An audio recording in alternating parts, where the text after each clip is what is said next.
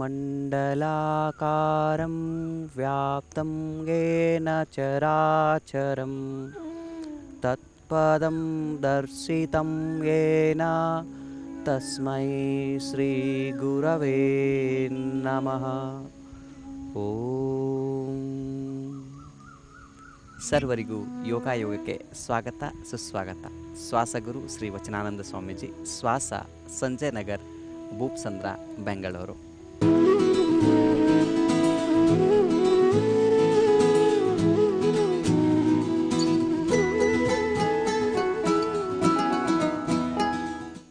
ನಾವಿಂದು ಗಂಟಲಿನ ಸಮಸ್ಯೆ ಕುರಿತು ಯೋಗವನ್ನು ಮಾಡೋಣ.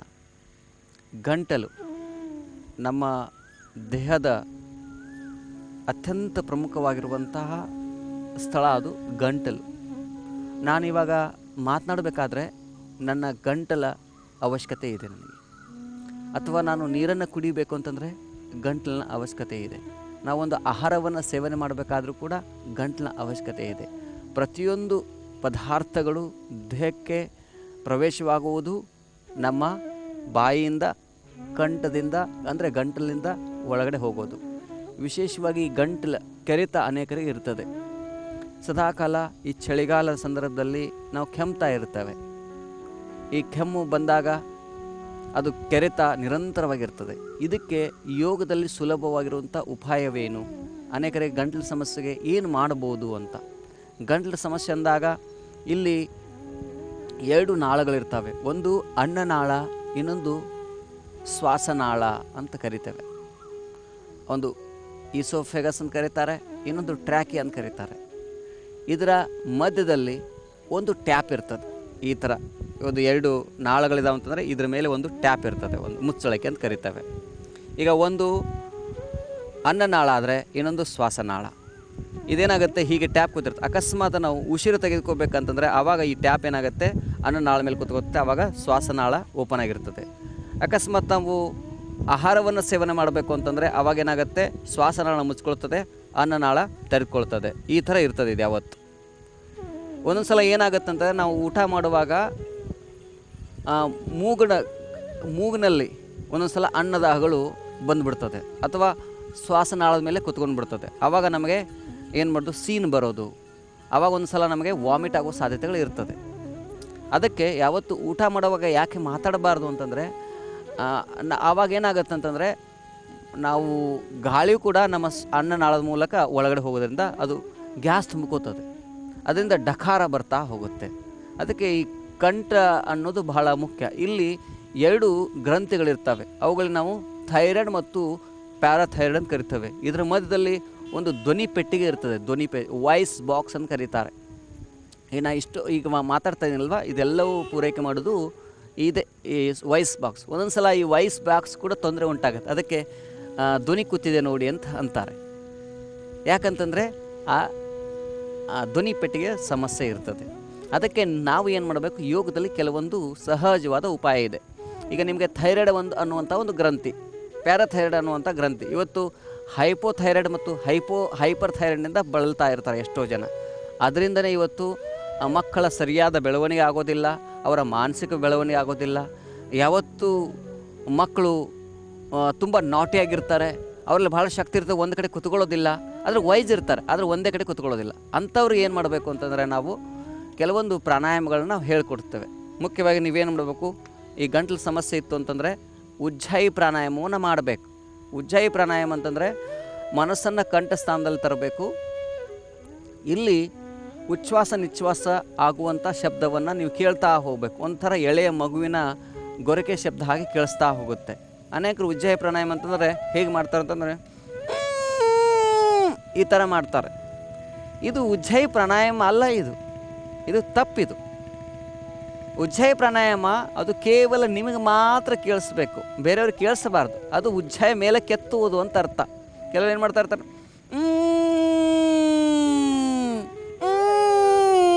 ಈಗ ಮಾಡ್ತಾ ಇರ್ತಾರೆ. ಹಾಗಲ್ಲ, ಅದು ನಿಜವಾದ ಅರ್ಥ ಉಜ್ಜಾಯಿ ಅನ್ನೋದು ಕೇವಲ ನಿಮಗೆ ಮಾತ್ರ ಅದು ಕೇಳಿಸ್ಬೇಕು. ಇದು ನೀವು ಮನಸ್ಸನ್ನು ಕಂಠಸ್ಥಾನ ತೆಗೆದುಕೊಂಡು ಬನ್ನಿ.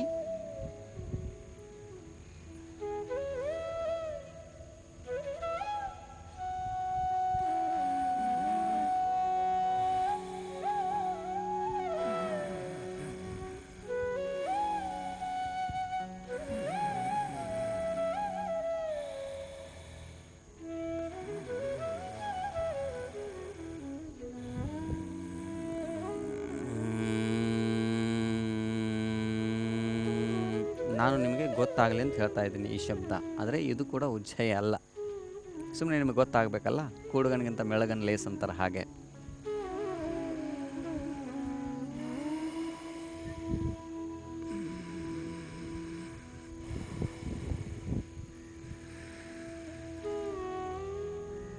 ಇದು ಉಜ್ಜಯಿ ಪ್ರಾಣಾಯಾಮ ಆಯಿತು. ಇನ್ನೊಂದು ನೀವೇನು ಮಾಡಬೇಕು ಅಂತಂದರೆ ಮನೆಯಲ್ಲಿ ಈ ಕಷಾಯವನ್ನು ಸೇವನೆ ಮಾಡಬೇಕು. ಈ ಶುಂಠಿ ಕಷಾಯ ಅಂತ ಕರೀತಾರೆ, ಅದನ್ನು ನೀವು ಸೇವನೆ ಮಾಡಬೇಕು. ಮತ್ತು ಬಿಸಿಯಾದ ಆಹಾರವನ್ನು ಹೆಚ್ಚೆಚ್ಚು ನೀವು ಸೇವನೆ ಮಾಡೋದನ್ನು ಕಲ್ತ್ಕೊಂಡಾಗ ಏನಾಗುತ್ತೆ, ಈ ಸಮಸ್ಯೆ ಬರೋದಿಲ್ಲ. ಇನ್ನೊಂದು ಏನಂತಂದರೆ ಶಿವಗರ್ಜನೆ ಅಂತ ಇರ್ತದೆ. ಶಿವಗರ್ಜನೆಯನ್ನು ಮಾಡೋದ್ರಿಂದನೂ ಕೂಡ ನಿಮ್ಮ ಈ ಥ್ರೋಟ್ ಸಮಸ್ಯೆ, ಇದನ್ನು ಬಾತ್ರೂಮ್ನಲ್ಲಿ ಅಥವಾ ಬೆಳಗಿನ ಜಾವ ನೀವು ಇದನ್ನು ಮಾಡ್ತಾ ಹೋಗಿ. ಗಂಟ್ಲು ಅತಿಯಾಗಿ ಕೂತಿದ್ರೆ ಏನು ಮಾಡಬೇಕು, ಉಗುರು ಬೆಚ್ಚ ನೀರನ್ನು ನೀವು ಅದರಲ್ಲಿ ಸ್ವಲ್ಪ ಉಪ್ಪು, ಸ್ವಲ್ಪ ಲಿಂಬೆನ ಹಾಕಿ ಒಂದು 2-3 ಲೋಟ ಆ ನೀರನ್ನು ನೀವು ಸೇವನೆ ಮಾಡ್ತಾ ಹೋಗಿ. ಅದು ಸೇವನೆ ಆದಮೇಲೆ ವಾಮಿಟಿಂಗ್ ಸೆನ್ಸ್ ಬರುತ್ತೆ. ಆವಾಗ ಈ 2 ಬೆರಳುಗಳನ್ನು ಕಿರುನಾಲಿಗೆ ಸ್ಪರ್ಶ ಮಾಡಿಕೊಂಡು ಅದನ್ನು ವಾಮಿಟ್ ಮಾಡ್ಕೊಂಡು ಗಂಟಲು ಕೂಡ ಕ್ಲಿಯರ್ ಆಗ್ತಾ ಹೋಗುತ್ತೆ. ಇದು ಶಿವಗರ್ಜನೆ. ಅದು ಹೇಗಂತಂದರೆ ಮೊಟ್ಟ ಮೊದಲು ಈ ರೀತಿ ಕೂತ್ಕೋಬೇಕು, ಈ ರೀತಿ. ಇದಾದಮೇಲೆ ಕೈಗಳನ್ನು ಹೀಗೆ ಒಳಗಿಟ್ಕೋಬೇಕು. ಒಳಗಿಟ್ಕೊಂಡು ನಾಲ್ಗೆನ ನಿಧಾನವಾಗಿ ತೆಗಿಬೇಕು, ಹೊರಗಡೆ ತೆಗೆದುಕೊಂಡು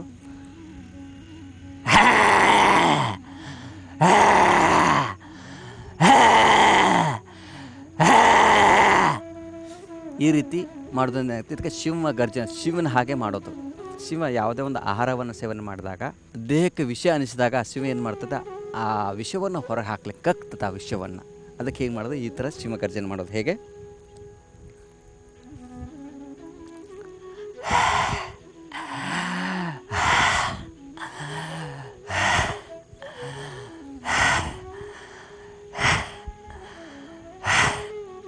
ಈ ರೀತಿಯೂ ನೀವು ಮಾಡೋದು.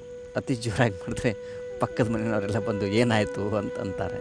ಅದಕ್ಕೆ ನಿಶಬ್ದವಾಗಿಯೂ ಕೂಡ ನೀವು ಮಾಡಬಹುದು. ಮನಸ್ಸು ಸುಮ್ಮನೆ ಇಲ್ಲಿ ಗಮನಿಸ್ಬೇಕು. ಬನ್ನಿ, ಕಣ್ಣುಗಳು ಹುಬ್ಬುಗಳ ಮಧ್ಯೆ ಇರಲಿ.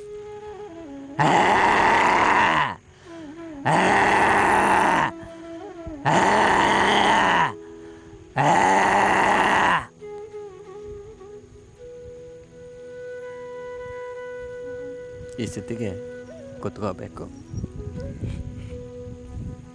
ಪುನಃ ನೀವು ವಜ್ರಾಸನ ಕೂತ್ಕೊಂಡು ಮನಸ್ಸನ್ನು ಕಂಠಸ್ಥಾನ ಮಾಡಿಕೊಂಡು ಹಾಗೆ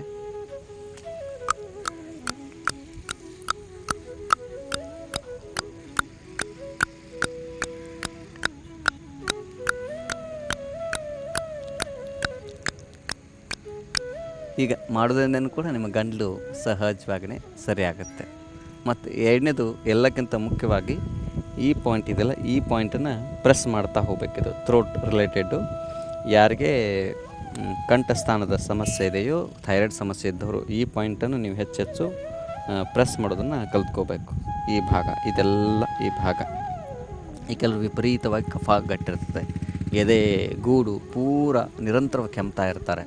ಅಂಥವ್ರು ಈ ಪಾಯಿಂಟನ್ನು ಹೆಚ್ಚೆಚ್ಚು ಅವರು ಪ್ರೆಸ್ ಮಾಡಬೇಕು. ಈ ಪಾಯಿಂಟನ್ನು, ಈ ಪಾಯಿಂಟು ಇದು ಇಲ್ಲಾದರೂ ಪ್ರೆಸ್ ಮಾಡ್ಕೋಬೋದು, ಅಥವಾ ಇಲ್ಲಿ ಪಾಯಿಂಟಲ್ಲಿ ಮಾಡ್ಕೋಬೋದು, ಅಥವಾ ಹೀಗೇನೂ ಕೂಡ ನೀವು ಆಕ್ಯುಪ್ರೆಷರ್ ಮೂಲಕ ಹೀಗೆ ನೀವು ಮಾಡ್ಕೋಬೋದು. ಇವೆಲ್ಲ ಸುಲಭವಾಗಿರುವಂಥ ಉಪಾಯಗಳು. ಮತ್ತು ನೀವು ಹೆಚ್ಚೆಚ್ಚು ಏನು ಮಾಡಬೇಕು ಅಂತಂದರೆ ಈ ಶಿವಗರ್ಜನೆ ಮಾಡಬೇಕು. ಹೇಗೆ, ನಾಲ್ಗೆನ ಹೊರ ಹಾಕಬೇಕು,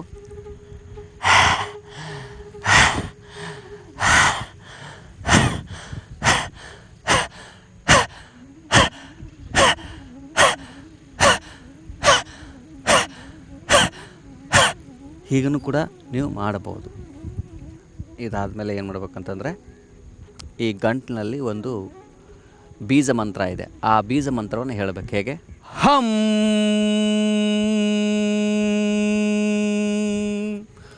ಹಂ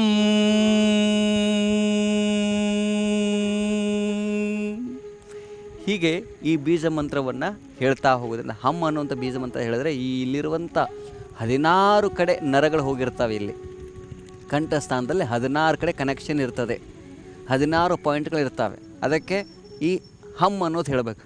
ಪ್ರತಿಯೊಂದು 16ಕ್ಕೂ ಒಂದೊಂದು ಅಕ್ಷರಗಳಿದೆ. ಅವುಗಳೇನು, ಐ ಹೇಗೆ ಹೇಳಬೇಕು, ಅಂತಂದ್ರೆ ಅ ಆ ಈ ಈ ಊ ಊ ಏ ಏ ಐ ಓ ಓ ಔ ಅಂ